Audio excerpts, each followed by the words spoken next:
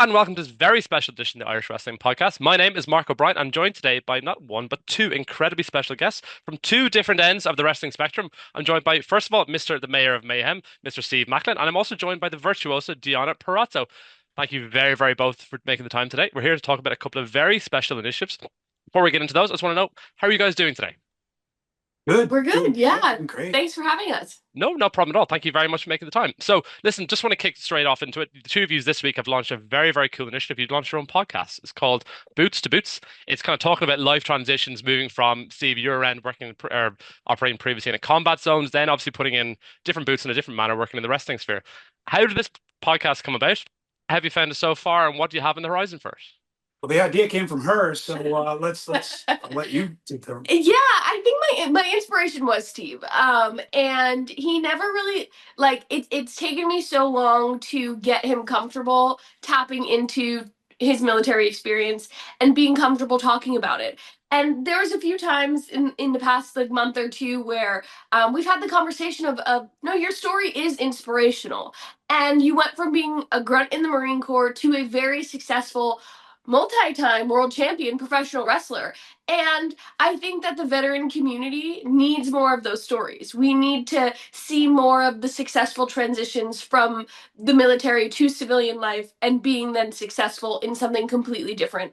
And so as we got talking about it, I thought more about how this is something that everyone goes through. I feel like I've been through that transition multiple times in the last year. You know what I mean? And so why don't we talk more about this weird identity crisis that every single person on earth has? And let's create a space where we're talking about that comfortably. Wow. Okay. Yeah. Again, just from what you've articulated there is a huge amount of overlap, particularly for men in the modern world.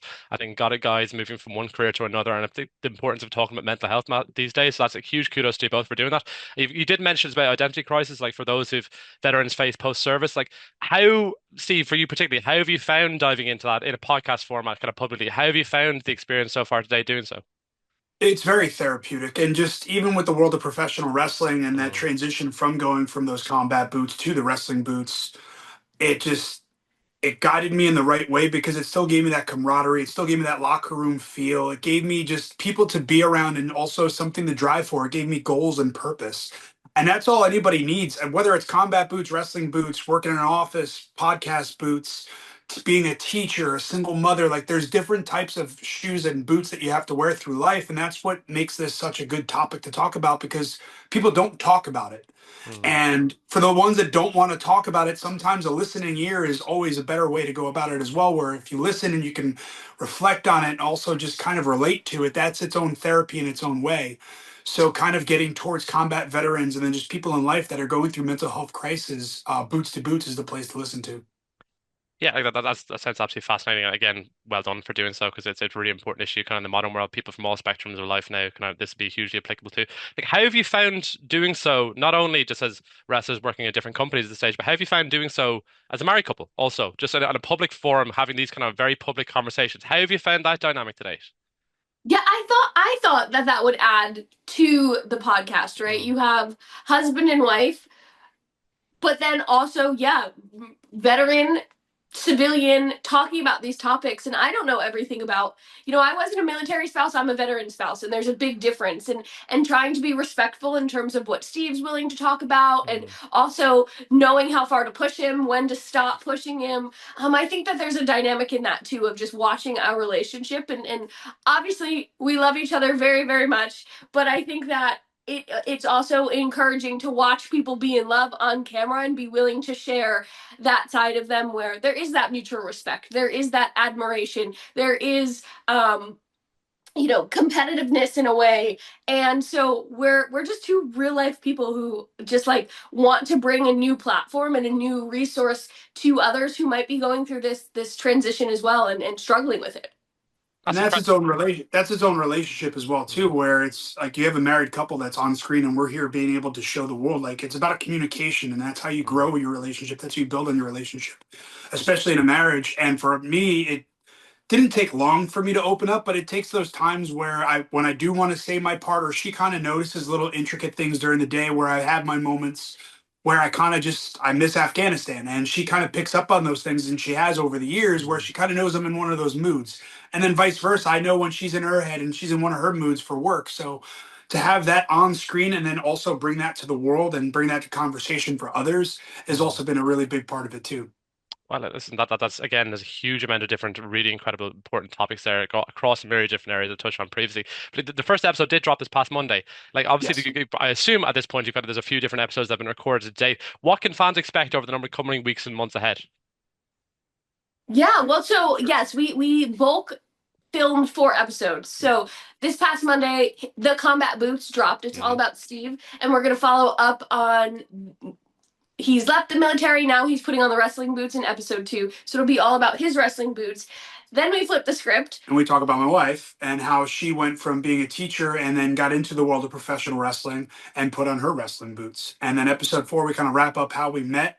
And then hopefully soon, episode 5, once that releases down the road with our first guest, which we're looking forward to, is where we can kind of get down to the nitty gritty of just seeing what everybody else's pair of boots are in the world.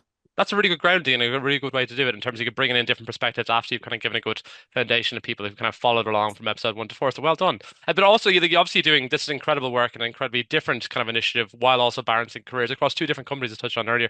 We're also doing a huge amount of charity work, some really, really important work they've been doing throughout this year. Earlier this year, you partnered with Tunnel to Towers, where you initially climbed 104 stories across the One World Observatory earlier this year. Now, just the sounds of that, my joints are already sore. So I can't imagine the kind of training that went into that. But how did that collaboration come about in the first place? Yeah, I mean, I have an amazing publicist who's on the other end of this call who set up this partnership, and it was a dream for me and Steve to be able to work with Tunnel to Towers. You see the commercials here in the States all over the place, and knowing the work they're doing for our first responders for to celebrate the lives that were lost during 9/11 is very important to us because we grew up just outside of New York City. We both witnessed the immediate effects of Mm. 9/11 personally, and that's a large part of why Steve got into the military as well. So Tunnel to Towers is also starting new initiatives that deal with veteran homelessness and Smart homes. smart homes for Facilities. catastrophically injured veterans and things. So that portion of it was like, oh my gosh, if we could, be a part of this long-standing organization that's doing such good for first responders, but now is also transitioning into the veteran space. That's everything we as a family value, and it was just incredible that they wanted to work with us. Doing the PSA was so much fun, and it's been so rewarding to get texts constantly or see online that people are really really excited for us and invested in the work that we're doing. That's incredibly worrying and a very worthy cause I touched on previously. So there are a number of different initiatives on the horizon. Like you've already climbed 104 stories with Tunnels of Towers. God love you. I don't know how you did that. But in terms of you're running a 5K on September 28th this month. Again, for those initiatives just you've outlined previously. How's the training been for that? And how's been the training been overall working these kind of mad different challenges? Honestly, for the training aspect, we obviously there's really none other than Okay. like our in-ring experience and then the cardio that we do with our workouts, our actual workouts. But then we just did the Marine Corps half marathon this past weekend in Camp Lejeune in North Carolina, where I was stationed, and we did no really training for that either, other than walking on treadmills and walking the pups. But we got through it, we did it, and it was a fun experience just because I got to just kind of reflect and reminisce just on my time there and see different parts of the base and seeing the officer side of the of Camp Lejeune was a lot different, and the support they have there for everybody that was running the half marathon, and then also doing it with one of my best friends that I served with and his wife, and then I got to share a beer with my wife at the end of it too, at the finish line. So I never thought in a million years I'd be standing at the on Camp Lejeune drinking beers with my wife. I think that as we're doing these athletic feats that we're not really training for, we're just diving headfirst in. It's motivating because as you're climbing those 104 stories, you're thinking about the lives that were lost and the situation that those people were in during 9/11, that it was do or die. And it's motivating in a way to say, I'm honoring your legacy. I have to keep going. And I think because we're not specifically training for these events, just having that in the back of our mind and saying, it's for a great cause, we're raising awareness, and it's just so important to us. And that's the motivation behind it Yeah. too. And it just and to do it together, it's even better. Yeah. I'm incredibly jealous you're able to do a half marathon with no training, but that's an entirely different conversation. We walked it. We Okay, walked it. well, Not okay. sure. Well, We I did walked one. this thing. I did one during the summer and it nearly killed me. So that's okay. Fair enough. Okay, that's at least that's a bit of balance there. But listen, Yeah. you have been spotlighted in your work for your Tunnels to Terrors. You are appearing in commercials throughout wrestling programs. You are doing public services announcement. How is the platform you guys have within wrestling? How has that been able to amplify this mission in terms of help for veterans and first responders and whatnot? I love the fact that we're at a point in our career where we're both comfortable enough to now be able to give back. We've built Mm. ourselves and our equity within the wrestling community, and now we're able to use, like my wife likes to say, my superpower of being a military vet, and now kind of go out there and just give back as much as we can because that's all I've ever wanted to do is just use the platform that I do and give back to the veteran community and also just now just society in general. Yeah, I have a tattoo on my wrist that's a Bible verse, but it loosely means like we're given, God gave us this platform and these tools and these voices to do good. And we're so fortunate to be so successful in wrestling and have the following that we do and work with the companies we do that have given us this platform. So it's our duty to give back and to do for people who don't have the voice or the platform. And I think that's been our driving force in terms of like what else can we do and what else can we be a part of. Because otherwise, why are we here? If we're not reaching people and we're not extending our hand out to give back, what we're so fortunate to have, then what else would we be here for? Well, the spotlight you're giving to the kind of such an incredibly worthy cause is incredibly meaningful, and you do see it online. I'm living in a different part of the world, but you do see it online, be it Twitter, Instagram, the amount of reach and impact this is having. So well done, first and foremost, an incredibly worthy cause, and it's not something you don't have to do. You don't have to do this. Other people within wrestling and other industries don't necessarily will make excuses they don't have time, but to kind of make time out of your day to give so much to such a specific cause is incredibly worthy. So well done. But yeah, as I said previously, you've already climbed 104 stories. You've got a 5K for Tunnels to Terrors at the end of this month. Are you competing in a Heroes Hockey Cup at the end of October with alongside NHL alumni? Yeah, so we are not competing in the Okay, tournament, but No, we will okay. be. not putting on those hockey pads. If anything, I'm going to be the one fighting if I was to be in that position. There's no I'd be the no first. skater boots being put on, but we are again really excited to have a helping hand in Heroes Hockey, and it is a Tunnel to Tower affiliate organization. So I think Steve is dropping the ceremonial First puck. Brilliant. the ceremonial first puck, and I'm gonna do some NHL trivia history. Um, at the tailgate. And Okay. so we're really fortunate that they're excited to have us. I think we're going to be able to film some podcast episodes with a lot of the NHL players that are going to be there. So we're equally as excited as they are to have us. That's incredible. I thought you were about to say you were going to compete against NHL legends with zero training again, but listen, that's put my mind at ease. So thank you very, We very could give it much. a shot. You could. I will I'm not sure you be putting excel. on Yeah. skates. Yes. Okay, listen, well done. Deonna, like on top of all that, on top of your wrestling career, you've also managed this year to pursue a master's degree. And people who've been watching wrestling within an American wrestling space, or people from my part of the world who watch it online on streams and whatnot, they will see picture-in-picture broadcasts where regularly, nearly every episode of Dynamite for a certain period of time, you're popping up not only in-screen wrestling, you're also popping up promoting a different university as well. How fulfilling has that been to be able to pursue a master's degree in conjunction with all these different myriad of initiatives, as well as traversing the country on a weekly basis? Yeah, this commercial, I had no idea that I was filming a international commercial. What I had done what I thought was like an exit interview and checked a box where they were like, if we wanted to use you in future marketing campaigns, would you be up for that? And I checked yes. And like 8 months later, they contacted me like, we want to film a commercial with you. You have a great story. And so going into that endeavor, I had no idea that it was going to leave such a mark. But again, just talking about that, like we're given these resources, and it's kind of our duty to give back. I think that in doing this commercial and it being in picture, it's reached such a large audience, and the amount of tweets or people that come up to me that I see saying I went back to school because you showed me that it's doable and that I can go online and I could make the time. There's nothing I'm more proud of than inspiring someone to go back and get their degree.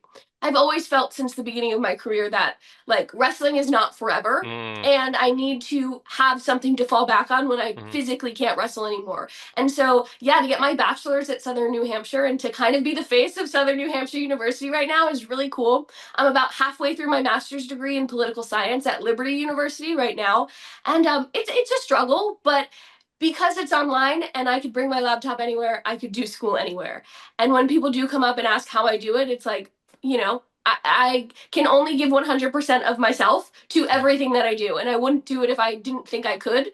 Plus, I have him here who's always encouraging me to like, if that's what you want to do, you'll figure it out. So it's a struggle some weeks, but it's going to be worth it, and I know that.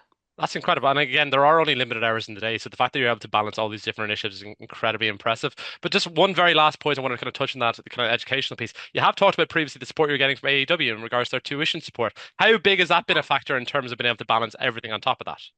Oh my gosh, to not have to worry about the financial aspect of it is amazing. Yeah. And yes, AEW encourages everyone, if you want to go back, it's a really easy process to get into their continuing education program. It's just a few emails, and there's so many girls in the locker room that have talked to me about like wanting to do it. And again, I'm just encouraging of like it's so easy, and why wouldn't you take advantage of the resources that the company is giving us? So when I came back to Ring of Honor for Death Before Dishonor a few weeks ago, and Tony had told me, he was like, "Thanks for all the positive media," and I was like, "Thanks for paying for my master's degree." Again, it's setting me up for my future, and to know that a company is that invested in its talent to say, "We know you can't physically do this forever, so we're going to give you the resources to grow outside of here," was really a big decision in me signing with AEW to begin with.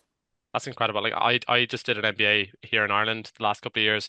Half of my class were American because they've kind of Yeah. come for just around just costs alone. So to be able to find an environment and a workplace they're able to kind of offer you that kind of outlet and be able to support you in that manner is really, really cool. And it's not it is very unique. It's not commonplace. So well done on that as well. Listen, Yeah, you what's guys have got great about it too, sorry. sorry, no, go on, crack on. No, what's great about it too is with Liberty University, and a big Hmm. part of why I chose Liberty is I also get tuition benefits for being a veteran spouse. Oh And well. so it's kind of like Liberty was the perfect combination of like I can use the AW resources, I can use the veteran resources, and again, why wouldn't I set myself up for success in that way? That's absolutely incredible. And listen, you are setting yourself self up for success, not only in your current career, but the future and beyond. So listen, kudos to you. Kudos to you both for the huge amount of work you've got ongoing across your Thank you. podcast, across your Tunnels to Terror work. And now, obviously, with your wrestling space with TNA and AEW making your return to Ring of Honor this summer, Deonna as well. For fans who are looking to listen to Boots to Boots, looking to donate to Tunnels to Terrors, where can people find information for that? Yeah, okay. Well, if you want to support Tunnel to Towers, they ask for $11 a month at t2t.org. And then also follow us on Boots to Boots Pod on Instagram, on TikTok. We have YouTube as well on Spotify and Apple Podcasts, wherever you listen to your podcasts. So click subscribe, share it, and then also follow us on Twitter and Instagram, or X and Instagram. I apologize. Still have that bad habit of calling it that. For at Steve Maclin and at Deonna Purrazzo. Amazing. And listen, I refuse to call it X, so I'm quite happy to I call it Twitter. refuse. It's okay. I'm not changing. I'm not accommodating them. Anyway, thank you very, very much for your time. I'm incredibly excited about all these different initiatives you have ongoing at the minute. I've listened to your first episode. It's an unbelievable listen. It's a really unique insight into the life of you both in terms of moving from one career into another is a really important topic as well. So well done to you both, and thank you very much for your time today. Thanks for having us. No problem at all.